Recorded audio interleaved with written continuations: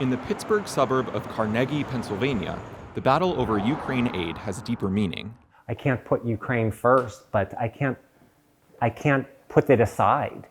The community of just over 8,000 is home to a significant Ukrainian American population, a group both political campaigns are aggressively courting ahead of the election. Carnegie is actually somewhat of a Ukrainian center of immigration and community life in Pittsburgh. Stephen Halushtak and his sister Melissa have lived in Carnegie their whole lives.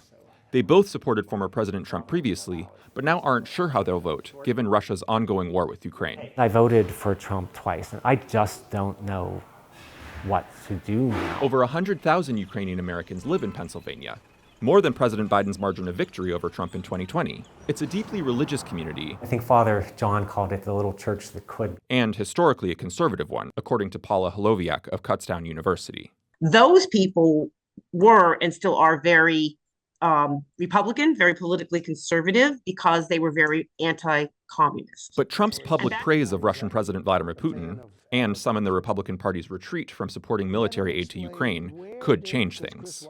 George Honchar grew up in Carnegie speaking Ukrainian with his immigrant grandparents. A staunch conservative, he said he's angry with Trump's approach to the conflict. I'm asking President Trump, please support Ukraine publicly. He would help himself out. The Republican Party would be helped greatly if he would come out in support of Ukraine. Both former President Trump and his running mate, Senator J.D. Vance, have largely brushed aside concerns about Ukraine's future. I got to be honest with you, I don't really care what happens to Ukraine one way or another. Trump contends he will end the conflict, though he's provided no specifics as to how he'd do so. Do you believe it's in the U.S. best interest for Ukraine to win this war, yes or no? I think it's the U.S. best interest to get this war finished and just get it done. Kamala Harris, meanwhile, sharpening her attacks against Trump on the topic. Trump wants to force Ukraine to give up its sovereign territory. And that's not a plan for peace. It's a plan for surrender. A Trump campaign official tells Scripps News the former president's team believes voters throughout the state will ultimately vote on the economy and not the violence overseas.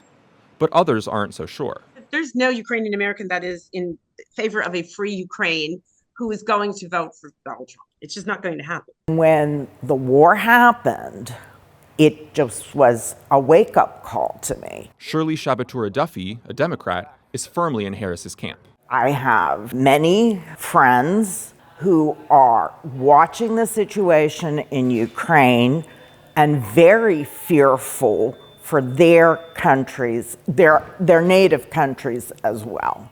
Others still say they might just sit out this race altogether. It is torture to decide. I've never in my life not known who I was going to vote for president.